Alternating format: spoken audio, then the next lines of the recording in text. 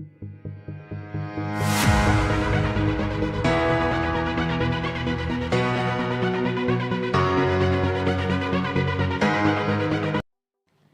teman-teman, perkenalkan nama saya Anastasia Kadang dari kelas 12 IPA 1 SMA Budi Murni 1 Medan, yang dimana video ini bertujuan untuk mengisi nilai praktek kimia saya di masa pandemi saat ini.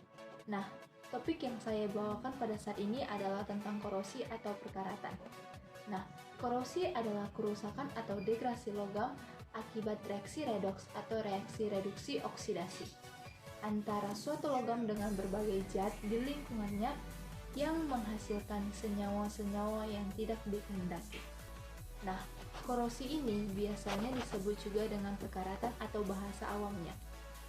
Seperti yang saya bilang tadi, korosi terjadi melalui reaksi redoks atau melalui reaksi reduksi oksidasi, di mana logam mengalami oksidasi, sedangkan oksigen mengalami reduksi. Nah, korosi ini juga merupakan proses elektrokimia, contohnya pada korosi besi atau Fe. Bagian tertentu dari besi tersebut itu berlaku sebagai anode, di mana besi mengalami oksidasi. Tetapi elektron yang dibebaskan di anode tersebut mengalir ke bagian lain dari besi tersebut yang bertindak sebagai katode, yang dimana terjadinya oksigen mengalami reduksi atau terreduksi.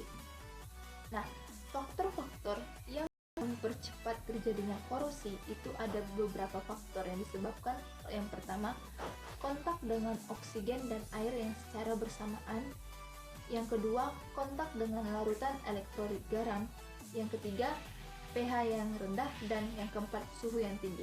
Contohnya seperti besi atau mobil yang terkena dengan air laut atau air hujan, itu akan bisa mempercepat perkaratan pada besi mobil tersebut. Dua faktor-faktor yang memperlambat terjadinya korosi tersebut, contohnya itu tidak terjadinya gabungan antara oksigen dan air itu secara bersamaan, atau tidak terjadi kontak secara bersamaan antara oksigen dan air. Yang kedua, adanya zat yang menyerap air. Nah, banyak cara untuk mencegah terjadinya korosi tersebut ini. Bisa dilakukan dengan cara pengecatan atau pelapisan dengan krom, atau bisa juga dengan pelapisan dengan timah, atau bisa juga dengan aliasi logam.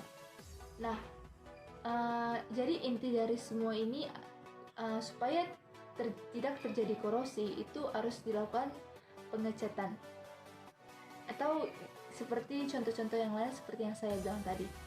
Sekian video dari saya tentang korosi. Jika ada kesalahan, mohon dimaafkan dan terima kasih.